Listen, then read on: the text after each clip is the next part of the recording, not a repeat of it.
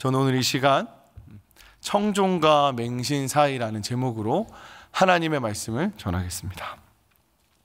여전히 우리는 선교 가운데 있고 여전히 우리는 이 새벽을 깨워서 하나님 말씀 앞에 섭니다. 오늘 이 하나님의 말씀이 또 오늘을 살아내는 저와 여러분에게 큰 축복이자 위로이자 힘이 되면 좋겠습니다. 이 매일 성경에 따라 묵상하고 있는 이 예레미야 말씀을 우리가 조금 더 깊이 있게 알기 위해서는 계속해서 강단에서 선포되어지는 예레미야 42장 말씀부터 한번 훑어보고 이어서 오면 이 말씀이 오늘 더 선명한 은혜로 임할 것 같습니다. 42장에서는요 참 재밌는 이야기들이 등장합니다. 백성들이 찾아와 예레미야에게 기도를 간구합니다. 기억이 나시죠? 왜 예레미야를 찾아와 하나님 앞에 기도하며 그들의 뜻을 신탁합니까? 이스마엘이라고 하는 자가 바벨론의 왕이 세운 그 총독 그다략을 암살하는 일이 생깁니다. 바벨론은 이 유다에서 일어난 이 사건 앞에 가만히 모든 것을 내버려둘 사람들이 아니죠. 정말 강한 나라입니다. 예루살렘을 멸망한 나라고요. 그들이 원하는 것을 그들의 뜻대로 다 이룰 수 있는 나라입니다. 그런데 그 왕이 세운 총독 그다랴를 유다 사람들이 그들의 손으로 죽였다는 걸 알게 되면 당연히 마땅히 그들을 치러 올 것입니다. 그래서 남겨진 자들은 지금 두려움에 떨고 있습니다. 그래서 어떤 선택을 합니까? 고민했습니다. 그리고 그들이 계획했습니다. 가장 합리적인 선택을 합니다. 그래서 그 피할 처소가 어디였습니까? 바로 애굽입니다. 이미 그들은 그들의 뜻을 정하고 애굽으로 가기 위해 마음을 먹습니다. 그런데 양심이 있었나 봅니다. 그런 찰나에 그런 때에 하나님이 세운 선지자 예레미야에게 찾아와 하나님의 뜻이 무엇인지 묻습니다. 기도 부탁을 하죠. 그 뜻 앞에 신탁하겠노라고, 우리가 순종하겠노라고, 우리가 청종하겠노라고 선언합니다. 그것이 우리가 앞장에서 계속 묵상해왔던 말씀입니다. 앞장을 잠시 돌아가서요 예레미야 42장 2절과 5절에 이렇게 말씀이 되어 있습니다. 제가 읽어드리겠습니다. 선지자 예레미야에게 이르되 당신은 우리의 탄원을 듣고 이 남아있는 모든 자들을 위하여 당신의 하나님 여호와께 기도해 주소서. 당신이 보는 바와 같이 우리는 많은 사람들 중에 남은 적은 무리이니 그들이 예레미야에게 이르되 우리가 당신의 하나님 여호와께서 당신을 보내사 우리에게 이르시는 모든 말씀대로 행하리이다. 여호와께서는 우리 가운데 진실하고 성실한 증인이 되시옵소서라고 말합니다. 이 말씀만 듣고 이 말씀만 보면 참 이들의 남겨진 자들의 신앙이 대단한 것처럼 보입니다. 그렇죠? 그들의 뜻을 정하고 그들이 계획하고 고민하고 혹여나 이것이 하나님의 뜻이 아닐까 선지자 예레미야에게 하나님의 뜻을 구합니다. 저는 이것만 보면 이들의 믿음과 결단이 참 대단하구나, 참 대단한 믿음을 가지고 있는 자들이다 라는 생각이 들었습니다. 여기까지는 참 좋습니다. 그렇게 예레미야가 하나님 앞에 기도를 합니다. 하나님이 어떤 말씀을 전합니까? 그들은 그들의 계획대로 강대국 바벨론이 손이 닿지 않는 애굽이라는 참 좋은 계획과 참 합리적인 선택을 이미 한 상황입니다. 하나님은 예레미야 선지자를 통해 어디로 가라고 명하십니까? 바로 그들이 두려워하고 그들이 결코 가고 싶어 하지 않는 바벨론 땅으로 가라고 말씀합니다. 이 말씀을 들은 그들은 처음 예레미야를 찾아와 신탁했던 그 하나님의 뜻에 청종했겠습니까? 오늘 제목에 있던, 저는 청종이라는 단어를 참 좋아하거든요. 이걸 사전적 의미를 찾아보면요 이르는 대로 잘 듣고 잘 쫓아가다라는 아주 단순하고 명료한 의미입니다. 이들이 분명 하나님께 뜻을 구하고 선지자 예레미야를 찾아왔을 때는 여러 생각과 여러 선택지가 있었겠지만 일말에 그런 믿음이 있었을 것 같습니다. 그들이 열심히 기도했지 않겠습니까? 하나님이 두렵지 않았겠습니까? 그래서 하나님께서 그들이 기도하고 오랫동안 계획했던 그 뜻에 역사하시고 그들이 계획하고 있는 애굽 땅으로 가라 하시면 참 좋겠다는 마음이 있지 않았겠습니까? 또 그런 마음도 있었을 겁니다. 혹 하나님이 우리가 생각지도 못한 곳으로 인도하시면 이 남겨진 이 적은 무리가 청종하고 순종하며 가야겠구나 하는 여러 그 마음들이 공존하지 않겠습니까? 마치 우리가 우리의 오랜 기도 제목을 놓고 하나님께 기도하듯, 그렇죠? 그런데 하나님은 절대 듣고 싶지 않은 그 선택지의 답을 제시하십니다. 바벨론으로 가거라. 자녀를 키우다 보면요, 참 불편한 자리로, 그 자녀가 싫어하는 자리로 억지로 그 짐을 짊어지게 해야 될 때가 있는 것 같습니다. 저희 어린 시절을 좀 생각해 보면요, 참 학교가 가기 싫었거든요. 학원도 너무 가기 싫었습니다. 친구들과 노는 게 너무 좋고 공을 차는 게 너무 행복한 삶인데 그게 뜻대로 되지 않잖아요. 그렇죠? 엄마의 등살에 못 이겨서 그 전쟁 같은 투닥거림 속에 고등학교 시절 학교를 갔던 기억이 떠오릅니다. 오랫동안 고민하고 또 고민해서 부모님께 나의 계획을 탁 제안하면 1초도 되지 않아 한순간에 거절당하는 그런 일도 곧잘 경험했던 것 같습니다. 그런데 이제 부모가 되니까요, 제 아이들이 참 많이 어리지만 많은 부분들이 좀 공감되어지고 이제는 좀 죄송한 마음까지 들기도 합니다. 뭐 제가 청소년 시절 방황하거나 그런 건 아닙니다. 저 나름 중등부 회장, 고등부 회장 출신입니다. 열심히 예수 믿었던 학생입니다. 제가 이 33개월 된 아들이 있는데 어제도 이제 밤늦게 이 아들이랑 화장실에서 투닥거렸는데요, 양치질 시키는 게 참 힘듭니다. 이 아이의 막 온 몸을 비틀어서 양치질 하면서 갑자기 이런 생각이 나더라고요. 아, 진짜 참 쉽지 않다, 모든 게. 이 양치 하나 하는데도 이렇게 고단할 줄이야 하면서, 그럼에도 불구하고 억지로 턱을 움켜쥐며 양치를 시키죠. 왜요? 그 길이 바른 길임을 잘 아니까요. 이걸 하지 않으면 당장은 편하겠지만 이걸 선택하지 않으면 앞으로 이 아이가 겪게 될 더 큰 고통을 잘 알기에 불편하지만 바른 길을 제시할 수밖에 없습니다. 이것이 하나님의 심정이자 이 하나님의 토로 아니겠습니까? 이 하나님의 선택을, 이 하나님의 말씀을 들은 남겨진 자들은 참 답답한 이야기를 합니다. 그것이 이제 오늘 본문에 나옵니다. 예레미야 43장 2절과 3절 말씀을요, 우리가 읽었지만 한 번 더 읽으면 좋겠습니다. 2절, 오늘 본문 2절 3절 말씀입니다. 시작. 호사야의 아들 이사랴와 가레야의 아들 요하난과 모든 오만한 자가 예레미야에게 말하기를 내가 거짓을 말하는도다. 우리 하나님 여호와께서 너희는 애굽에서 살려고 그리로 가지 말라고 너를 보내어 말하게 하지 아니하셨느니라. 이는 네리야의 아들 바룩이 너를 부추겨서 우리를 대적하여 갈대아 사람의 손에 넘겨 죽이며 바벨론으로 붙잡혀가게 하려 함이라. 군대 장관이죠, 요하난과 그 남겨진 무리들은 마치 대단한 믿음을 가진 사람처럼 사실 보였습니다. 왜요? 하나님 앞에, 그 뜻 앞에 신탁하니까요. 선지자를 찾아와서 뜻을 구하니까요. 하지만 그들이 이미 그들이 분석하고 그들이 준비하고 그들이 계획하고 보다 더 안전한 애굽을 선택하였습니다. 그런데 하나님은 가장 두렵고 피하고 싶은 바벨론으로 가라고 명하시죠. 이 하나님의 말씀 앞에 그들은 어떻게 대답합니까? 예레미야, 내가 거짓을 말하는 도다라고 말합니다. 참 안타깝습니다.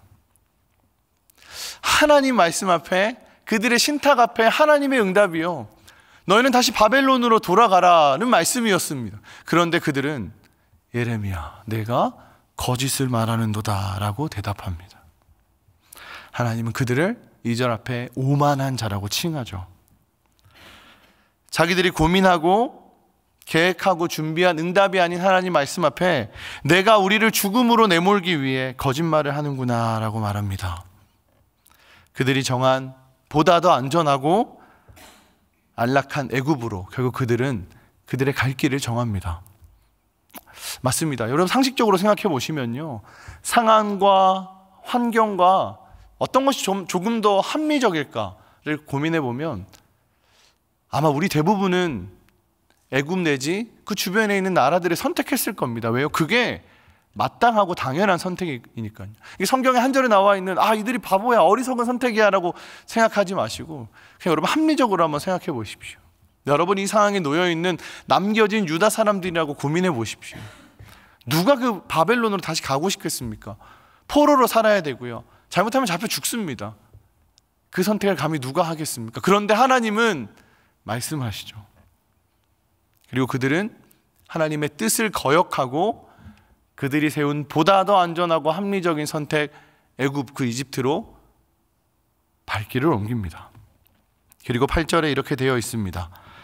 다바네스에서 여호와의 말씀이 예레미야에게 임하여 이르시되, 그들이 애굽 이집트에 다바네스에 이르렀을 때 하나님은 다시 예레미야에게 임하십니다. 무슨 말씀입니까? 하나님이 다시 한 번 더 예레미야 선지자를 통해서 당신의 마음을 전합니다. 무슨 말씀을 하십니까? 오늘 본문의 10절과 11절입니다. 제가 읽어드리겠습니다. 그리고 너는 그들에게 말하기를 만군의 여호와 이스라엘의 하나님께서 이와 같이 말씀하시되 보라, 내가 내 종 바벨론의 느부갓네살 왕을 불러오리니 그가 그의 왕자를 내가 감추게 한 이 돌들 위에 놓고 또 그 화려한 큰 장막을 그 위에 치리라. 그가 와서 애굽 땅을 치고 죽일 자는 죽이고 사로잡을 자는 사로잡고 칼로 칠 자는 칼로 칠 것이라. 요한안과 그를 따르는 무리들은 하나님 말씀이 아닌 그들이 세운 계획과 합리적인 선택을 합니다. 그런데 하나님은 그들 앞에 다시 말씀합니다.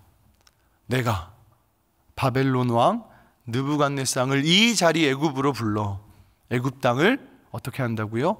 점령할 것이다 라고 선포하십니다.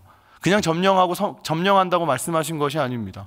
포로로 잡아갈 자는 포로로 잡아가고요, 칼로 쳐 죽일 자는 내가 죽일 것이다 라고 예레미야 선지자의 입술을 통해서 그들의 선택의 결과가 무엇인지를 처절하게 설명하십니다. 너희의 선택의 끝은 청종하지 않고 너희 무리의 뜻을 맹신한 이들의 말로는 죽음임을 이 말씀을 통해 하나님은 단단히 선포하십니다. 하나님은 악한 바벨론 왕도 도구로 사용하셔서 그분의 뜻을 이루시는 분입니다. 근데 저는 이 말씀 앞에 단순히 하나님은 악한 사람도 쓰시는구나 이렇게 생각하지 않으셨으면 좋겠습니다. 하나님은요, 이 말씀 앞에 그 이스라엘 백성에 분명히 말씀하시는 메시지가 있습니다. 오늘을 살아가는 우리에게도 이 말씀하는 분명한 메시지가 있습니다. 그냥 악한 자를 사용하시는 분이시겠습니까? 아닙니다. 하나님은 모든 역사를 주관하시고요, 이 악한 나라, 이 악한 왕까지 사용하실 수 있는 전능하신 분이심을, 너희가 나 여호와 하나님의 말씀을 가볍게 여기고 업신여기고 청종하지 않은 대가가 무엇임을 전능하신 하나님의 크신 능력 앞에 철저히 무너짐을 선언하고 계신 겁니다.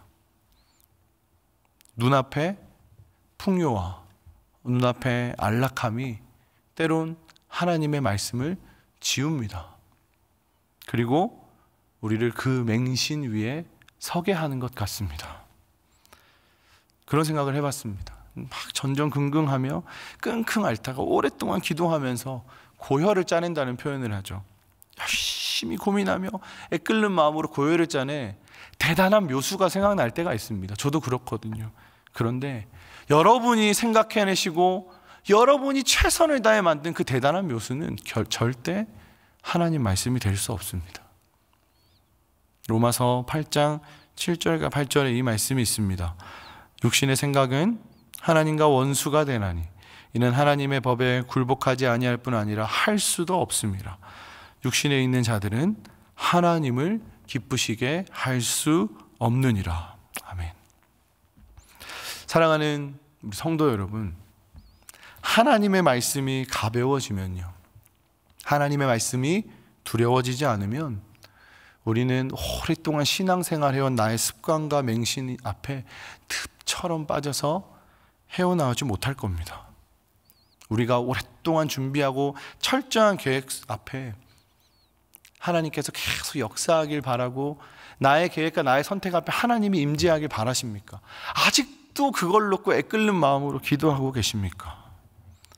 아니면 여전히 침묵하는 하나님 앞에 하나님의 동기를 의심하고 계십니까? 그 끝은 안타깝지만 사망에 이르는 기름을 오늘 말씀은 분명히 전하고 있습니다. 말씀을 정리하겠습니다. 하나님을 스스로 오해하지 않으셨으면 좋겠습니다. 하나님은 한 분이십니다. 그 한 분이 수많은 정답을 흩날리면서 한 사람 우리 각자가 원하는 대로 다 역사하시는 분, 결국 그런 분 아니십니다. 하나님은 한 분이시고 그 하나님은 언제나 동일한 말씀을 선언하십니다. 좁은 길, 진리의 길로 십자가의 길을 언제나 전하시는 분입니다. 내가 오랫동안 생각한 나의 묘수에 역사하시는 분이 아니라 내가 오랫동안 기도하고 온 시간을 들였던 나의 기도 제목에 기다렸다가 이내 응답하시는 분이 아니라 하나님은 언제나 좁은 길로 진리의 길로 십자가의 길로 인도하시는 분을 잊지 않으셨으면 좋겠습니다. 안정과 평안과 여러분이 생각하는 그 상황 속에 거하시는 합리적인 답 속에 역사하시는 하나님이 아니십니다. 나의 눈에 보이는 안락함을 부디 맹신하지 마십시오. 찬송가 가사 중에 제가 정말 좋아하는 가사가 하나 있거든요. 주 예수와 동행하니, 그 다음 가사는 아시죠? 그 어디나 하늘나라입니다. 하나님이 바벨론으로 이끄시면요, 그곳은 하나님 나라입니다. 태생이 죄인이고 갈 바를 알지 못하는 우리 연약한 자들 아닙니까? 눈앞에 보이는 믿음직스럽고 먹음직스럽고 보암직스러운 그 안락한 자리로 가고 싶은 게 저는 죄인들의 본능이라고 생각합니다. 그런데 아닙니다. 예수님은 언제나 불편한 자리로, 좁은 길로, 십자가의 길로 가라고 말씀하셨습니다. 오랫동안 기도하는 나의 기도 제목이 가족 구원이, 자녀의 그 애끓는 문제가 오랜 침묵 속에 이어지는 것처럼 보이시겠지만, 지금 여러분이 힘겹게 선택하신 그 십자가의 길은, 이 좁은 길은 주가 다스리는 하나님 나라임을 잊지 않으셨으면 좋겠습니다. 주 예수와 동행하니 그 어디나 하늘나라가 되시는 저와 여러분이 되길 축복합니다. 우리 함께 이 시간 기도합시다. 우리 각자에게 주신 이 말씀의 은혜대로 기도하면 좋겠습니다. 적어도 오늘 이 말씀 속에 나오는 하나님의 이야기가 가벼운 말씀이 되지 않았으면 좋겠습니다. 오늘도 인생의 수많은 선택의 갈림길에 계신 분들이 계신 줄 압니다. 자녀의 문제로, 또 가족의 문제로 고민하는 분들이 많은 줄 압니다. 이 말씀이 하나님의 위로가 되길 소망합니다. 여러분이 힘겹게 선택하신 그 좁은 길, 결과 앞에 애끓는 마음으로 기다리지 마시고 주가 다스리는 하나님의 나라임을, 주 예수와 동행하니 그 어디나 하나님의 나라임을 고백하는 오늘 하루가 되길 소망합니다. 우리 함께 기도하겠습니다.